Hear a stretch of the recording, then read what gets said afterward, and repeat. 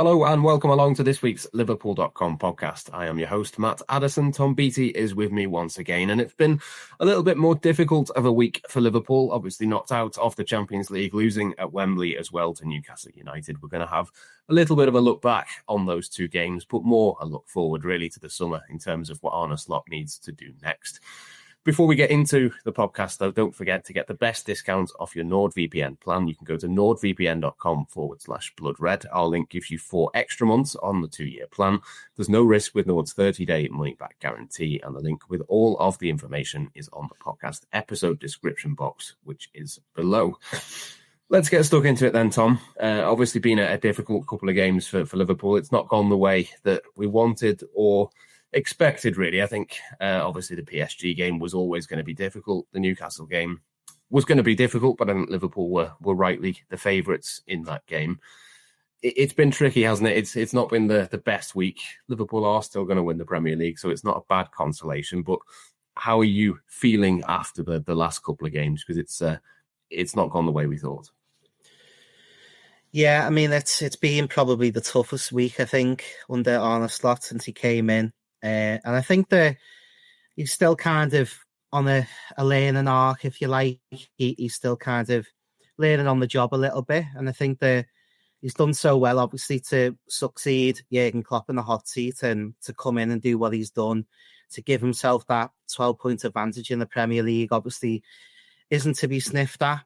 But I think that you'll probably look back over the past week with possibly a little bit of a tinge of regret, maybe, at the end of the season, maybe of what could have been. Obviously, Liverpool went away to Paris and got that 1-goal advantage, didn't he? Coming back to Anfield, and they lost on a bit of a lottery, obviously, in the second leg of that last 16 tie in the Champions League. And I think coming into the League Cup final, I think, like many fans, I was hoping that Liverpool would be able to kind of put things right. And I think you're correct to say that Liverpool were probably the favourites coming into the game. But yeah, I think the disappointing thing, I think, as a fan to witness was kind of Liverpool, I felt, got dominated in all areas of the pitch, really, against Newcastle. I think they were better in all departments, I'd say, overall. And I think that's credit, obviously, to Eddie Howe. He set them up really well. And there's a couple of players in there that I think were really impressive on the day for Newcastle. I thought Tonali in midfield really pulled the strings well. Bruno, we know how good he is. And I think Joe Linton as well. And then obviously I think we'll come on to it, maybe the back end of the show, but obviously they've got probably one of the most informed attackers in the world at the moment in Isak up front. And he certainly delivered for them on the day. I think he was a threat throughout. So although they were missing Anthony Gordon, who was seen maybe as being the biggest threat out wide, along with Isak, I don't think they kind of missed him in the game. I think as a unit, they really attacked well. And yeah, I think it's a learning curve for Arne Slot, and I think that hopefully he will learn from it. Maybe there was a couple of question marks over the past kind of 3 or 4 games, whether he got his selections right in those games, whether he made full use of kind of the fresh legs that are still there in the squad. I'm not sure he really did. And maybe that is where he come unstuck, I think, at Wembley. Yeah, I think physically that was the big difference, wasn't it? Liverpool didn't really get a hold of things. The forwards for the second game in a row didn't really do a great deal. But I think it's probably fair to say that the midfield was where the obvious difference was. You mentioned the 3 Newcastle players. There's been a lot of talk about Alexis McAllister's marking from corners and things like that. But I think I can take on board what Arne Slot said with that, really, to be honest. I think it wasn't quite a man-to-man job. It was more a zonal thing. It's one of those things. Newcastle are very good at set pieces. Kieran Trippier probably wouldn't have been playing had Lewis Hall been fit. He was only really in the team to cover because Livramento had to go over to left back. It's a little bit unlucky. I think more the difference really was that, Gravenberch and McAllister in particular physically, Szoboszlai maybe less so in terms of his actual running, but more kind of mentally just looked a little bit lost and a little bit, frazzled after a couple of weeks that have been really, really intense for all of the Liverpool players. You contrast that with, as you mentioned, the 3 for Newcastle, and I think that's probably fair to say that's where the game was won and lost, really. Yeah, absolutely. I mean, a lot's made, obviously, of that midfield battling in them big games. And I think Newcastle was certainly on top for most of the game. I think Liverpool had a little period of pressure second half, particularly when they were chasing the game at 2-0 down. But I felt that Newcastle were kind of in control then. And we've made a lot, obviously, of, winning or losing the possession battle in these big games so far this season. Liverpool actually won the possession battle at Wembley on Sunday, but you always kind of felt like Newcastle were in control. And yeah, I think that maybe fitness and sort of, the amount of games Liverpool have had to play so far in this calendar year, maybe that told a little bit at Wembley. I think Liverpool have played 20 games so far in this calendar year already. So, it's a big chunk of fixtures that the manager and the players have had to deal with. And maybe it was one race too many, possibly them Champions League games, the extra 2 Champions League games as well with the sort of league phase that Liverpool had to play. Possibly that has took its toll a little bit. But yeah, I felt on the day, like you mentioned there, Ryan Gravenberch looked leggy. Alexis McAllister again looked a little bit leggy. And Dominic Szoboszlai, who's been the legs in that midfield, he possibly didn't have that extra 10% to give in the midfield. And, if you don't dominate these games, often you can come unstuck. And I think that is what possibly happened on Sunday. So I think it's interesting with Newcastle as well, that I've always felt they're almost the most similar team to Liverpool in terms of that intensity, particularly what we saw under Jurgen Klopp's management. I think Newcastle at their best, that's kind of what they bring to games, that intensity, particularly in midfield. And I think Tonali coming back into the picture for them has made a massive impact, I think, in this calendar year as well. So they look like a team on the up, and I expect them possibly to make a late push for them European places. I think they're 6th in the Premier League now, and I think this will give them that kind of jumping off point now where they'll be able to push for them European places. But yeah, I think, as we said at the top of the show, there's a league there to be won. You'd expect from a neutral point of view that Liverpool go and get the job done now in what remains of the season. That 12-point cushion is massive, I think, for Liverpool. But yeah, possibly that lack of, ability to rotate a squad, I think, has maybe been where Arne Slot had a couple of issues in that game, I felt. And yeah, it looked like one game too many for that set of players heading into the international break. Yeah, I was speaking to a couple of people just before the game kicked off. We obviously were sort of expecting a big performance from Newcastle. I think they put in the game of their lives. Bruno Guimaraes was in tears at the end. And, for players like that, it is the biggest game of their lives. It isn't the biggest game of Liverpool's season. You could argue it probably wasn't the biggest game of Liverpool's week, if we're being honest, with the Champions League and PSG.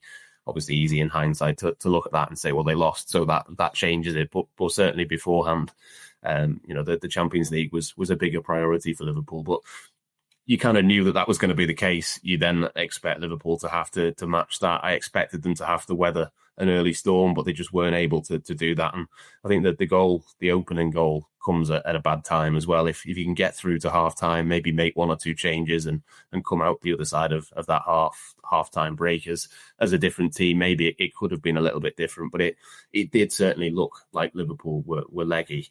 The premise of the show really is to talk through a few things that Arne Slot has learned, and we've kind of touched on that first one really, is that midfield area did look a little bit tired and a little bit jaded. You mentioned before, possibly could have made 1 or 2 changes, not necessarily for this game, but certainly in games previous. We've not seen a huge amount of Harvey Elliott.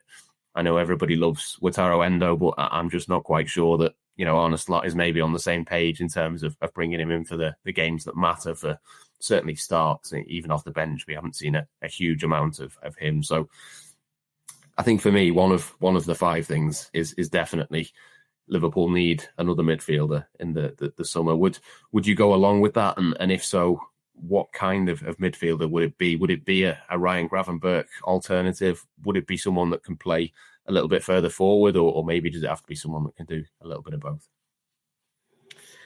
Yeah, I think it was really telling in that game. I think that just the lack of legs in midfield, and obviously it does bring up that debate again about whether Liverpool do need that extra midfield option. And I think, like you hinted there, it's possible that Arne Slot doesn't quite trust Wataru Endo. I think in these bigger games, he's more being used as a player who can see out games and see out victories. But I think that was the kind of game on Sunday where Liverpool are chasing things. And I think what you get with Ryan Gravenberch, obviously, is that, you know, he can spray a pass, and he's maybe got a little bit more of an engine, I think, maybe to even join attacks and that sort of thing. And he's a little bit more dynamic as a midfield. And I think that is what Liverpool have been missing as a second option. And I think that's one of the problems that maybe Liverpool did encounter on Sunday, is the options off the bench probably didn't, you know, they didn't fill you with confidence that they could come on and change the game. Obviously, you know, ultimately Chiesa came on and got a goal. And, you know, a week ago, you know, a couple of weeks ago, Harvey Elliott was able to come off the bench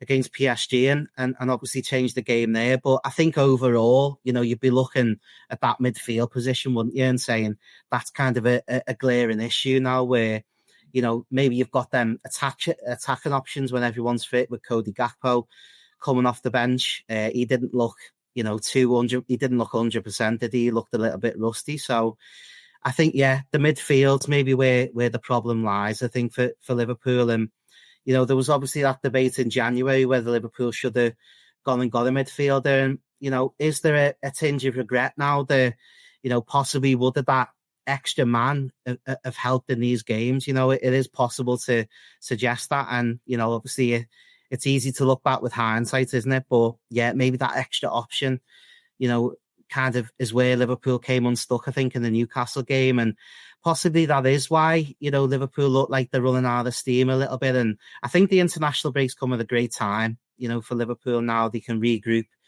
you know, over the course of the next week or two. And I think that is what will happen. And I think Liverpool will get over the line in terms of the Premier League. I'm very confident of that. But yeah, I think maybe that lack of an extra option, you know, a Ryan Gravenberch type player, you know, and possibly that would have given Arne Slot that option of playing Gravenberch in the number 8 as well. So yeah, I think maybe looking at the summer now, that's a problem area that Liverpool certainly need to be solving, I think, in the coming months. Yeah, I think that's fair. And I don't think that's a surprise, really, when you look at, they tried to get Zubimendi last summer. I think Liverpool probably have been surprised by how Ryan Gravenberch has performed, but I think I'm right in saying he's played twice the number of minutes already that he played last season. It's not a huge shock. I don't think that he looks completely knackered. I think we've seen that and we've predicted that for a long time. I think that is something that Liverpool will have to look at and think about, because obviously the summer will give him a break to a certain extent, but then it's cumulative, isn't it? He's young enough that he will be able to recover and go again, but you've got to learn these lessons. And I think it's almost not a lesson, because I think everybody knew that it was coming. It's just a case of, you know, Liverpool are in a good enough position now to get themselves over the line anyway. And on a similar sort of note, really, I think something else that we've kind of predicted now for a few weeks, there's a need at left back as well. There's a need at number 9. And I think the number 9 position in particular in the PSG game and obviously this game as well against Newcastle has really stood out as a glaring issue. Darwin Núñez, almost similar to Wataru Endo, is not clearly trusted by Slot to do that job. Diogo Jota starting 3 games in a week just doesn't look like he's got the legs or the physical capability of being able to do that. Hasn't scored a goal for quite a long time and didn't really look like doing it really against Newcastle either. So I think, again, that's probably a lesson to learn really going into the summer. It's not a new thing, but surely a new striker, a new number 9 to help out Mohamed Salah has got to be right up there in terms of that priority list.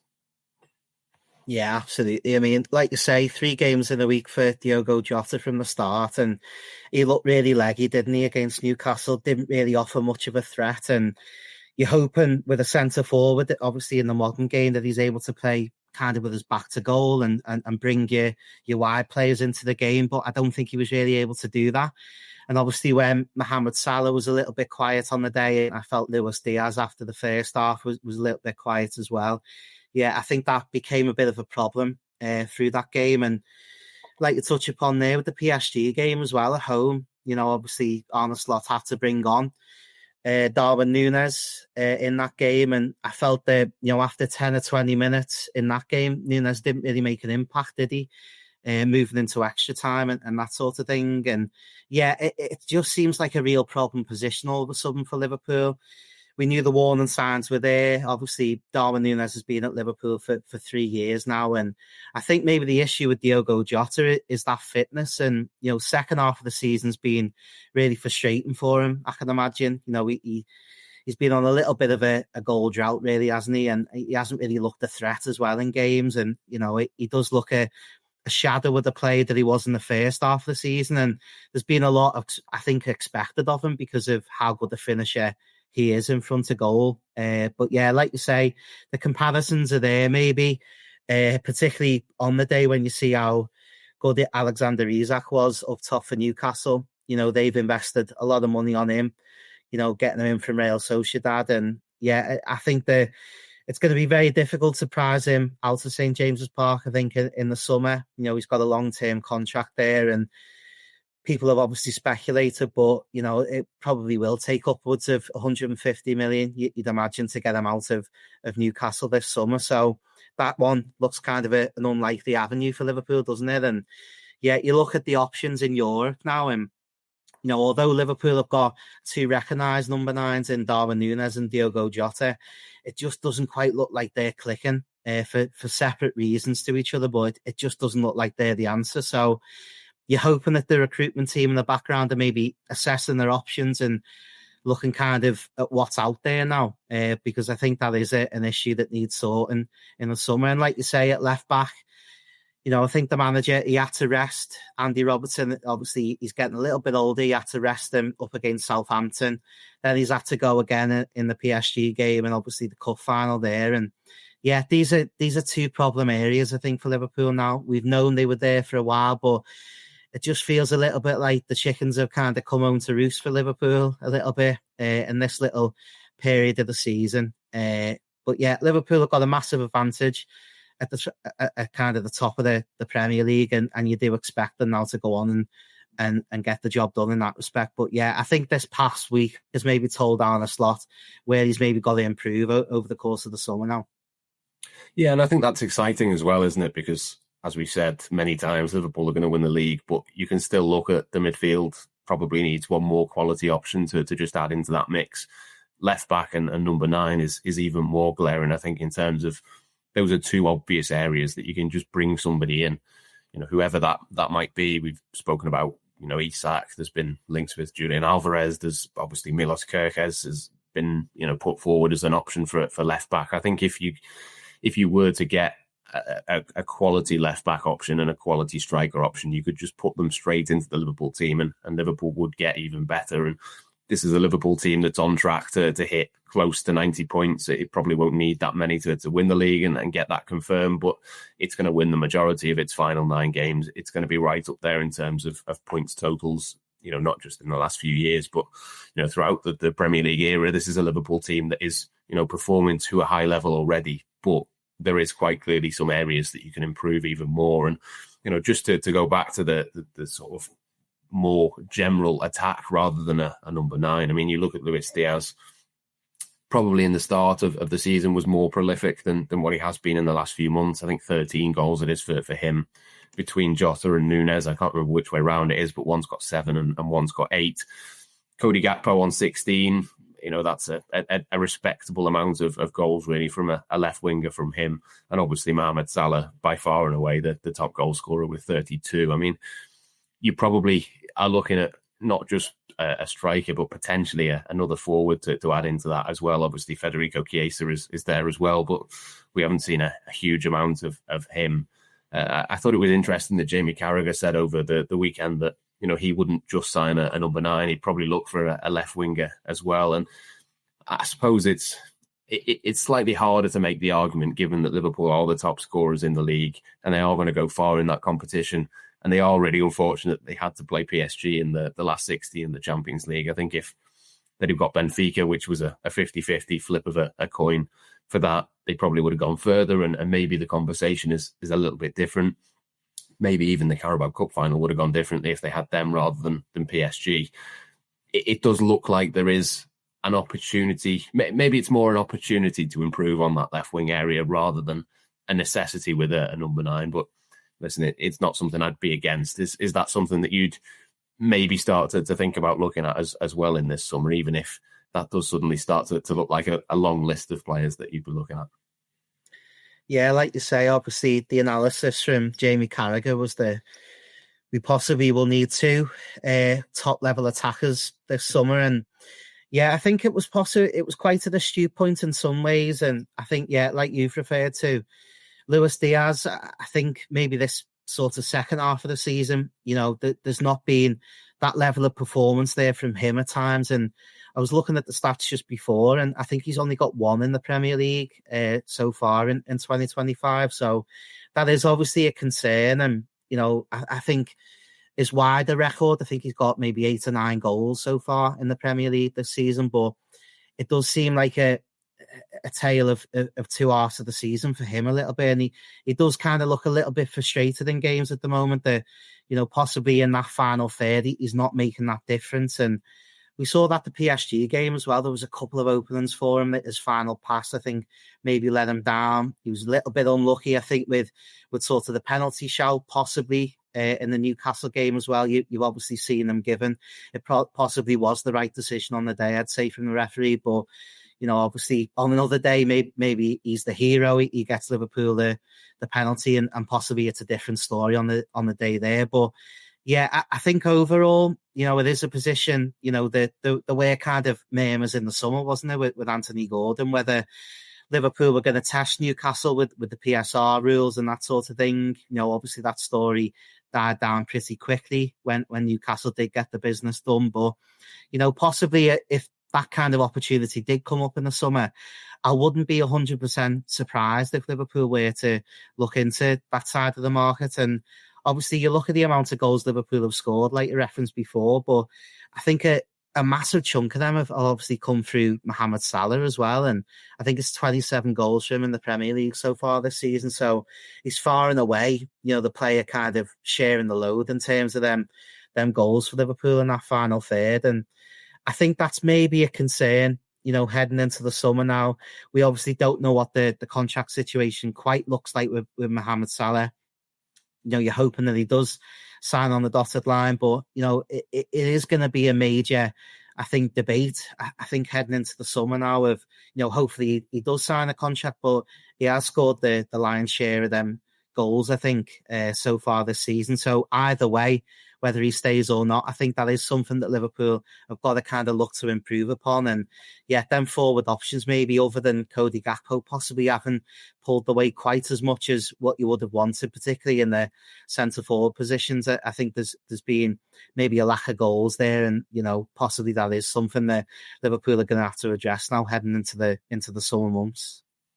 Yeah, I think it's 51% of Liverpool's goals have been scored by Salah, and Luis Diaz is the second top scorer in the Premier League with 9. So that's a third of the amount that Salah has got. So, I mean, it almost seems strange. I wrote a piece on this after the Newcastle game that the argument is almost stronger for Mohamed Salah having been poor against PSG, and Newcastle. It's almost strengthened the argument that you absolutely have to keep him, because we've seen almost a glimpse of what it's like not to have Mohamed Salah. Even though he was there, he almost didn't do anything in either of those two games. And, Liverpool didn't really have anybody else that was able to step up and help him out. So I think it's definitely, something they've got to look at heading into the summer. If you were to keep him and then maybe have, a number 9 who can maybe not score quite as many goals as him, because that would be difficult, but certainly, get to 25 or 30, I think that would make a huge difference. And suddenly then you can look at Luis Diaz's numbers and say, well,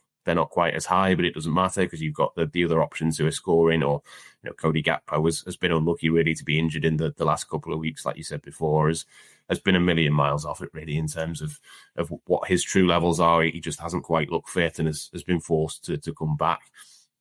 I wanted to mention Federico Chiesa as well, because he's almost been a little bit forgotten this season in terms of not being trusted and not being used. I saw a lot of people suggesting that, he is the answer and maybe he should have been given a bit more of a go. But I don't know where you stand with this, but I can't quite get on board with that, really. We've not seen loads of him. Obviously, Arne Slot has seen a lot more of him in training. And, when he has given him opportunities, he's not really looked ready and able to do that.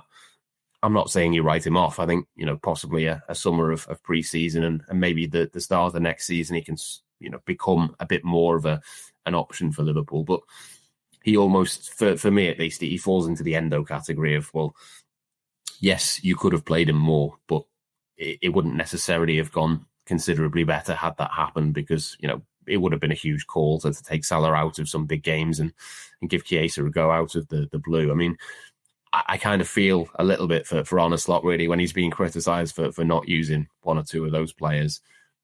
The flip side of that is that this summer is therefore going to have to be a big one in terms of making sure that the options you do have, you are able to trust and are able to throw him in. And maybe, as I say, after a summer of pre-season, maybe Chiesa can become that and become a little bit more of an option for Liverpool. Where do you stand with him? Because he did look sharp and he did look lively at Wembley, but I'm just not quite convinced on the evidence of that, 15, 20 minutes that's the answer that Liverpool have been looking for all along. Yeah, like you say, he did look lively when he came on, but yeah, we've come to a point in the season, really, it's hard to assess kind of, his early months at Liverpool. He struggled to get fit, didn't he? He lacked the pre-season. I think, a lot was made by that when he obviously came in. And he's kind of been chasing his tail a little bit in terms of, kind of getting fit for, selection, really, hasn't he? And I think that's maybe where the manager's been hamstrung in terms of using them. I think like you made the point there with Taro Endo, for completely different reasons, but, that the manager just doesn't seem to fully trust him, particularly from the start. I mean, he's not had many starts, has he? He's going to struggle to get a Premier League winners medal as things stand if Liverpool are able to get over the line in the Premier League. So, yeah, he's been a major kind of bit part player, really, hasn't he, for Liverpool so far this season. We struggled in certain games to even get off the bench. I mean, you look at that Southampton game and that block of games that Liverpool have just played. He didn't get on the pitch in that game, did he? From what I recall, I think Mohamed Salah stayed on the pitch in that game. Obviously got the 2 goals as well in that game. So, I think maybe the manager's been stuck in that regard of, you've got a player who guarantees you 30 goals a season in terms of Mohamed Salah, and a player in Federico Chiesa that hasn't really been match fit in terms of playing kind of that full 90 minutes that you'd require, I think, in these big games. And I think that, yeah, he looked lively coming off the bench, but I think that kind of tells us where we're at. I think in terms of the squad now, there hasn't really been that depth, I think, in these kind of latter stages of or the business end of this season, that's been lacking for Liverpool, I think. And yeah, that has been kind of where Liverpool have come unstuck as well. So yeah, I think Liverpool are maybe lacking in them positions, and I can understand why possibly Arne Slot hasn't looked to use Federico Chiesa quite as much. And there has been that clamour, obviously, after he got what happened to be kind of a consolation goal up against Newcastle. But, you can understand in a way if the manager's looking at him every single day in training, and there's kind of a major kind of, gap in terms of them levels of what you're getting from Mohamed Salah, in terms of what you're getting from Chiesa in comparison. You can understand why the manager is putting them in from the start every single week in terms of Salah. So, yeah, I think it's just a tricky issue on Chiesa, and I think over the course of the season, he hasn't really been a player that the manager's trusted for whatever reason. And I can't really see that changing in the bigger games from now to the end of the season. I think it will be Mohamed Salah kind of all the way now to the end of the season. And yeah, you're hoping with the proper pre-season behind him, heading into next year, that, possibly he will become more of an option for Arne Slot moving forward. But I think, yeah, so far this season, that just hasn't been the case, I think, for Chiesa. And you're hoping that kind of improves, aren't you? Heading into next season. Yeah, I think there's definitely an argument that if he has a full summer, Arne Slot mentioned in the build-up to Newcastle, I think it was, that he's not been able to train properly and really compete in training because they've had sort of tactical sessions and they've had 1 or 2 days at the most between fixtures for much of this season. And obviously the manager's still getting used to how English football is and how many games there are and things like that. So yeah, it's been a tricky season for him. I'm certainly not writing him off. I just think it's rewriting history a little bit to suggest that he should have played a considerable amount more than what he has. I just don't think that's realistically the case at all. But just one more point that I wanted to make as well before we finish. Obviously, Trent Alexander-Arnold was missing, and I think Liverpool missed his creativity definitely.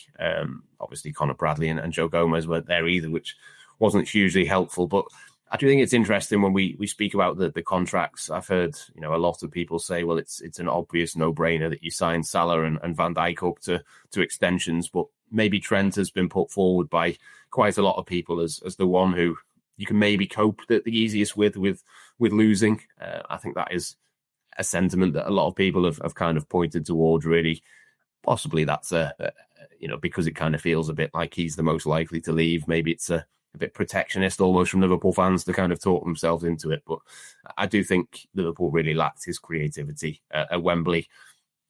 I think it's probably one of those where you look at him and think he's a player that you almost, when he's there, you take him for granted so much that you don't really notice it. But when he's not there, you kind of miss those long passes or the effortless balls into Salah. Salah certainly missed him. I think he only had 23 touches in the entire game and really struggled for getting space, which Trent can create for him as well. So, yeah, I just wanted to make that point really to finish. I think Liverpool definitely missed him. And if he is to move on in the summer, it would be another huge loss for Liverpool to lose him.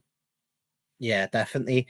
You made the point about, what it might look like if Liverpool are to lose Mohamed Salah. And that was certainly going through my mind as well. During those 90 minutes of the Carabao Cup final, what's it going to look like without Trent Alexander-Arnold, possibly looking at the long term if he is to go this summer. And yeah, it did seem like a glaring hole in the side for me, particularly in terms of that creativity. I think you're right to say that maybe over the last 8 to 9 years that he has been in the team, you get a little bit used to him being there and just what he brings in terms of that creativity from right back. That has been slightly lessened by the kind of style of play so far this season, but I think he's always a player who can unlock a defence and maybe just get you up that kind of upper end of that pitch. People talk about obviously transitions in games, and he's one of the kind of leading players in world football, really, isn't he, in terms of being able to do that, kind of getting you from A to B with a kind of defence split and pass. And I think we really missed him, I think, on Sunday. And like you say, I think Liverpool got a little bit unlucky in terms of losing Conor Bradley heading into the game as well. Not having that kind of backup option. Obviously, losing Trent was a major loss in the PSG game. And Jarell Quansah, he's not kind of a natural right back, is he? Certainly he's a creative talent. And I think we've missed kind of Joe Gomez in terms of that backup option as well at right and left back across this season, and particularly in the last few weeks. I think that would have been maybe an option for the manager to bring back in. But yeah, I think it was one of them on Sunday where I think Liverpool really missed Trent. And yeah, like you say, I mean, it has kind of been overlooked a little bit, hasn't it? In terms of, those three players who are out of contract in the summer. I think there's more maybe hope among fans that possibly Virgil van Dijk and Mo Salah are maybe more likely to stay. I think that's the general mood among the supporters. But yeah, I think it would be a major loss for Liverpool. And you look at them massive games, I think certainly Liverpool missed him, I think, when he was off the pitch against PSG, when he had to come off. And I think they certainly missed him on Sunday as well at Wembley. So yeah, I think, possibly you're hoping that Conor Bradley can come in if that was the case, that he was to leave in the summer. But yeah, I think either way, it would be a massive miss for Liverpool. And I think it possibly has been a little bit underestimated up until Sunday, really, of just how big a loss he's going to be if he is to go. Yeah, it's been a bruising few days for Liverpool, as we say. There's been plenty of stuff that Arne Slot can learn, and I'm sure we'll talk a lot about that in the next few weeks as well. It looks like the Premier League title is going to be wrapped up probably sooner rather than later. So obviously then the attention will switch to what Liverpool can do next season. And I think as we've discussed over the last half an hour or so, there's certainly a few things for Liverpool to improve and think about and move forwards with. And it's going to be a really interesting and exciting, hopefully, few months as well to cover Liverpool and talk through all of these things. But I think for now we'll leave it there. It is obviously the international break, but we will be back at some point in the next week or so with another Liverpool.com podcast. For now, though, thank you very much to Tom for joining me again. Thank you to you at home as well for watching along and listening as ever. And we'll be back very shortly with the next Liverpool.com podcast.